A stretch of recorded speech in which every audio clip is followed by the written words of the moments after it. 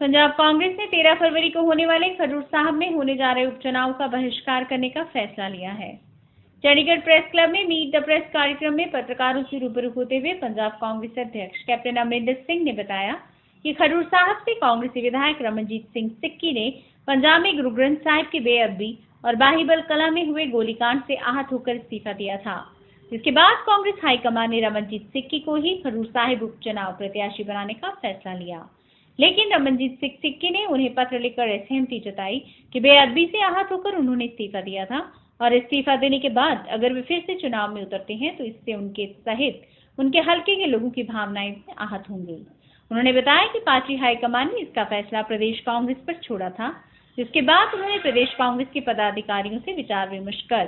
सिक्की की भावनाओं का सम्मान करते हुए खडूर साहिब उपचुनाव का बहिष्कार करने का फैसला लिया है।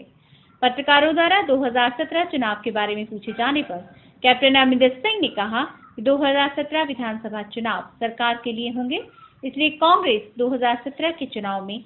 हिस्सा लेगी। उन्होंने कहा कि अगर कांग्रेस की सरकार बनती है तो वे गुरु ग्रंथ साहिब बेअदबी और बाहिबल कला गोलीकांड की जांच हाईकोर्ट के सिटिंग जज से करवाएंगे। वहीं आम आदमी पार्टी के बढ़ते जनाधार के बारे में पूछे जाने पर कैप्टन अमरिंदर सिंह ने कहा कि आम आदमी पार्टी का हालांकि पंजाब में कोई जनाधार नहीं, लेकिन दुश्मन को कभी भी कमजोर नहीं समझना चाहिए। किया है कि खडूर साहब में जो मसला हुआ है विच इज़ गुरु ग्रंथ साहब की बेअदबी, उस एक तरफ वो है जो ये सरकार मौजूदा सरकार उसकी कोई इंक्वायरी नहीं करा रही, 3 महीने से कमीशन बैठाया, उसकी एक मीटिंग भी नहीं हुई। दूसरी तरफ जो पुलिस फायरिंग हुई है उस पर कोई इन्वेस्टिगेशन नहीं चल रहा कि क्यों 40 आदमियों पे गोली लगी है। सो ये जो बातें हैं उसको प्राइमरी रख के और इस इशू पे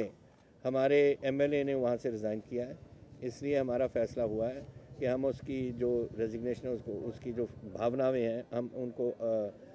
सपोर्ट करते हैं। और हमने जो हमारी कांग्रेस प्रेसिडेंट ने सिक्की जी का नाम लिया है कि he should be the candidate,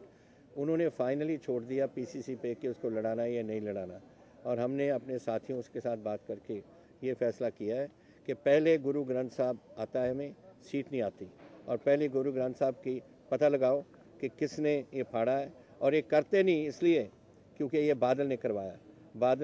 बादल ने गुरु ग्रंथ साहब की बेअदबी भी कराई है और जो फायरिंग का हुक्म है उसी ने दिया है, तो ये तभी इसको छुपा रहा है। हमने ये भी कहा है